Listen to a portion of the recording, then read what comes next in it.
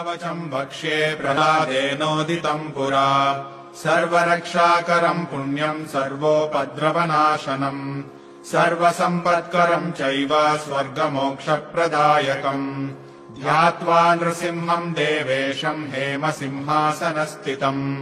विवृतास्यम् त्रिनयनम् शरदिन्दुसमप्रभम् लक्ष्म्यालिङ्गितवामाङ्गम् विभूतिभिरुपाश्रितम् चतुर्भुजम् कोमलाङ्गम् स्वर्णकुण्डलशोभितम् श्रिया सुशोभितोरस्कम् रत्नकेयूरमुद्रितम्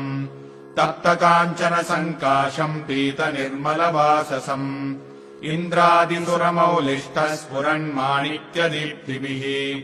विराजितपदद्वन्द्वम् शङ्खचक्रादिहेतिभिः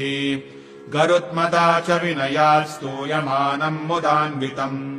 स्वहृत्कमलसंवासम् कृत्वा तु कवचम् पठेत्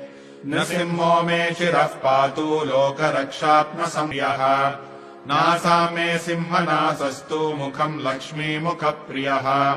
सर्वविद्याधिपः दिव्यास्त्रशोभितभुजो नृसिंहः पातु मे भुजौ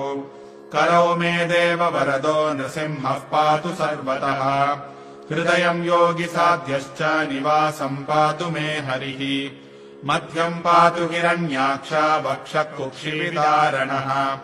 नाभिम् मे पातु हरिः स्वनाभि ब्रह्म संस्तुतः ब्रह्माण्डकोटयः कट्याम् यस्यासौ पातु मे कटिम् गुह्यम् मे पातु गुह्यानाम् मन्त्राणाम् गुह्यरूपदृक् ऊरो मनोभवः पातु जानुनी नररूपदृक् जङ्घे पातु धराभा सौम्या भीषणविग्रहः ईशान्याम् पातु भद्रो मे सर्वमङ्गलदायकः संसारभयतः पातु मृत्योर्मृत्युर्नृकेसरी इदम् नृसिंहकवचम् प्रह्लादमुखमण्डितम् भक्तिमान् यः पठेत् नित्यम् सर्वपापैः प्रमुच्यते पुत्रवान् धनवान् लोके दीर्घायुरुपजायते यम् यम् कामयते कामम् तम् तम् प्राप्नोत्यसंशयम् सर्वत्र जयमाप्नोति सर्वत्र विजयी भवेत् भूम्यन्तरिक्षदिव्यानाम् ग्रहाणाम् विनिवारणम् वृश्चिकोरगसम्भूत विशापहरणम् परम् ब्रह्मराक्षसयक्षाणाम् दूरोत्सारणकारणम्